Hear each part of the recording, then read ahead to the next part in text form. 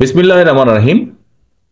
আজকের এই কর্মশালায় সম্মানিত সভাপতি, কর্মশালা অনুষ্ঠানের সম্মানিত সভাপতি, সামনে উপস্থিত চট্টগ্রাম বিভাগের বিএনপি সহ বিভিন্ন জেলার বিএনপি সহ বিভিন্ন অঙ্গ সহযোগী সংগঠনের উপস্থিত নেতৃবৃন্দ, আসসালামু আলাইকুম।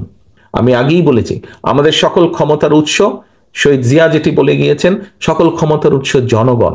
কাজেই জনগণের সমর্থন আমাদের দরকার। জনগণের সমর্থন নিয়ে আমরা দেশ পরিচালনা করতে চাই। সহকর্মীবৃন্দ, আমি প্রায় প্রত্যেকটি অনুষ্ঠানে একটি কথা বলে থাকি। আজকে সময় কম, আমি সংক্ষেপে তুলে ধরবো একটি কথা, এবং আপনাদেরকে, আপনাদের নেতা হিসাবে আমি আপনাদেরকে নির্দেশনা দিব, আপনাদের সহকর্মী হিসাবে আপনাদেরকে আমি অনুরোধ করব।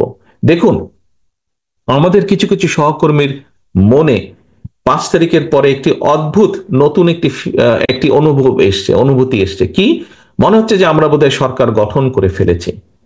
প্রিয় সহকর্মী মিল্লা, আমরা সরকার গঠন করিনি। আমরা এখনো বিরোধী দলই আছে, বিরোধী দলেই আমরা অবস্থান করছি, বা আমরা অন্তত যাই হোক সরকারি দলে আমরা নেই, বা সরকারে আমরা নেই। আমাদের সেই সকল, যে সকল সহকর্মী এরকম ভুল উপলব্ধি করছেন, তাদের বিভিন্ন আচরণের জন্য বিভিন্নভাবে বিভিন্ন জায়গায় দল ক্ষতিগ্রস্ত হচ্ছে, দলের ইমেজ ক্ষতিগ্রস্ত হচ্ছে। প্রিয় সহকর্মীবৃন্দ, এর ভিতরে চট্টগ্রামেও কিছু কিছু ঘটনা ঘটেছে। আমি কঠোরভাবে আপনাদেরকে আজকে আপনাদের নেতা হিসেবে নির্দেশনা দিতে চাই, আপনাদের সহকর্মী হিসেবে আপনাদের কাছে বিনীত অনুরোধ করে বলতে চাই। দেখুন, আপনারা এখানে প্রত্যেকটি উপস্থিত 859 জন, প্রত্যেকটি মানুষ, আপনারা এক একজন বিএনপির প্রতিনিধি। আপনারা এক একজন কিন্তু বিএনপির প্রতিনিধি। আপনার এলাকায়, আপনার যেখানে আপনি থাকেন, যেই যতটুকু জায়গা নিয়ে আপনার পরিচিতি, আপনাকে প্রত্যেকটা মানুষ আপনাকে চেনে বিএনপির একজন কর্মী বা বিএনপির একজন নেতা হিসেবে।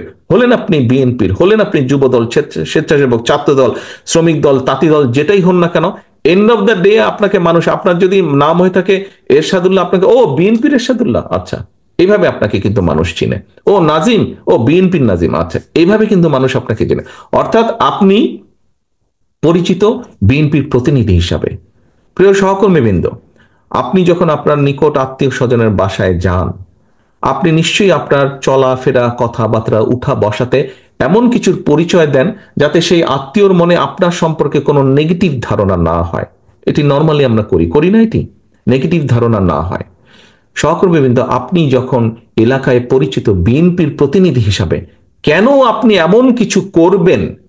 আপনার যেই কথা, আপনার যেই বিহেভিয়ার, আপনার যেই কাজের দ্বারা দলের ইমেজ, দল ক্ষতিগ্রস্ত হবে, কেন আপনি এটা করবেন?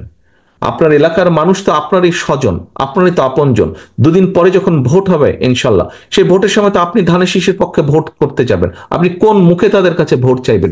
আজকে যদি এমন কোনো বিতর্কিত কথা বা বিতর্কিত কাজ আপনি করে থাকেন, তখন তো সে আপনাকে উল্টা ইনসাল্ট করবে, যে ওই দিন এই কাজ করেছিল না, কেন এখন আসছে ভোট চাইতে আমার কাছে? এই কথা আপনাকে শুনতে হবে। আমাদের পক্ষে সম্ভব না। আমরা বিশ্বাস করি না দামি নির্বাচনে, আমরা বিশ্বাস করি না নিশিরাতের নির্বাচনে, আমরা বিশ্বাস করি না ব্যালট চুরির নির্বাচনে।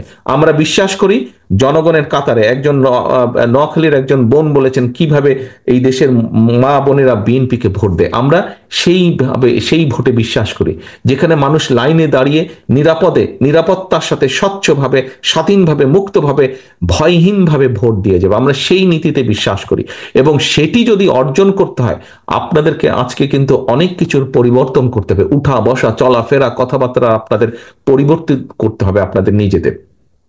বারে বারে আমি বলছি, জনগণকে সাথে রাখুন, জনগণের সঙ্গে রাখুন। সহকর্মীবৃন্দ, আপনি ক্ষমতায় যাবেন না। এখানে উপস্থিত মানুষ, একটি মানুষও ক্ষমতায় যাবেন না। আপনারা আপনারা মানুষের সমর্থন পেলে ইনশাল্লাহ দেশ পরিচালনার সুযোগ পাবেন। দেশ পরিচালনার সুযোগ পাবেন। মানুষ আপনাদেরকে ক্ষমতা দেবে না, আপনাদেরকে দেশ পরিচালনার সুযোগ দেবে। দুটোর মধ্যে পার্থক্য আছে।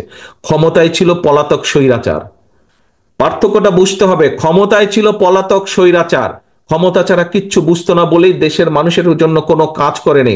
আপনাদের আজকে যে বিভিন্ন অভিযোগ, যে তাদের আমলে জলাবদ্ধতা হয়েছে, ট্রাফিক জ্যাম হয়েছে, এই হয়েছে হয়েছে, শিক্ষা ব্যবস্থা ধ্বংস হয়ে গেছে, সংস্কৃতি ধ্বংস হয়েছে, কেন এই কথাগুলো আপনারা বলছেন? এই জন্য আপনারা এই কথাগুলো বলছেন যে ওরা ক্ষমতায় ছিল, ওরা জনসমর্থনে দেশ পরিচালনার সুযোগ পায়নি, ক্ষমতা দখল করে ক্ষমতায় ছিল। আমরা দেশ পরিচালনার সুযোগ পেতে চাই জনগণের সমর্থন নিয়ে, এবং সেই জন্যই দেশ পরিচালনার যদি সুযোগ পেতে চান, দেশ পরিচালনা যদি করতে চান, তাহলে নিজেকে সেইভাবে গড়ে তুলতে হবে, নিজের প্রতি মানুষের সেই সমর্থন আস্থা অর্জন করতে হবে। সহকর্মীবৃন্দ, আস্থা অর্জন করতে হলে নিজেকে ধীর করতে হবে, নিজের মধ্যে উপলব্ধি আনতে হবে, নিজের পার্সোনালিটি চেঞ্জ করতে হবে, কথাবার্তা চলন বলন চেঞ্জ করতে হবে। আপনাদের নেতা হিসেবে, সহকর্মী হিসেবে এটি আপনাদেরকে আমি বলতে চাইছি, বলার চেষ্টা করছি। দয়া করে আসুন, আমাদেরকে কিন্তু দিন শেষে আপনারা প্রায় বলেন যে বিএনপির প্রতি মানুষের আস্থা আছে। ভাই, এই আস্থাটাকে তো ধরে রাখতে হবে।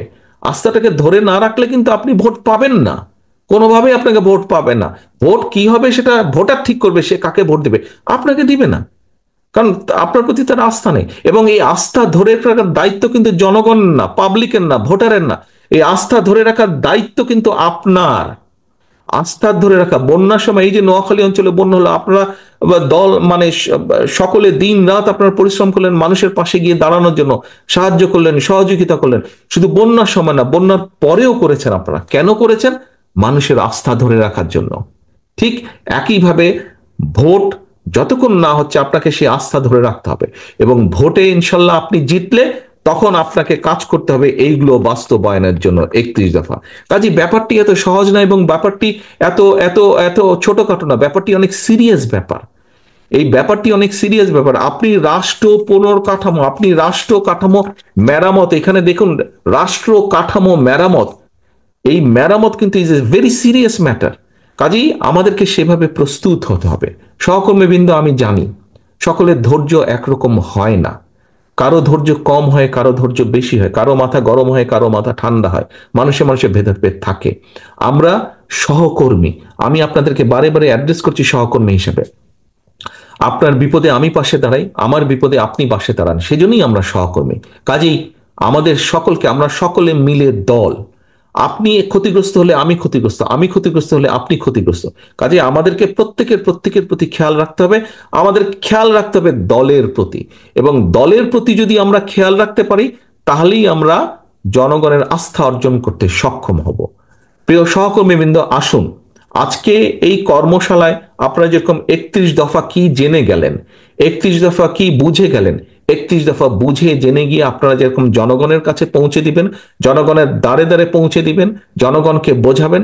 একই সাথে আসুন আজকে এই কর্মশালায় আমরা প্রতিজ্ঞা গ্রহণ করি, আমরা শপথ গ্রহণ করি যে জনগণের আস্থা নষ্ট হয় এমন কোনো কাজ করা থেকে আমরা নিজেদেরকে বিরত রাখব, এবং জনগণের আস্থা অর্জন করা যায় আমরা চেষ্টা করব সেরকম কোনো কাজ করতে। প্রিয় সহকর্মীবৃন্দ, আমি একটি কথা বলে শেষ করতে চাই।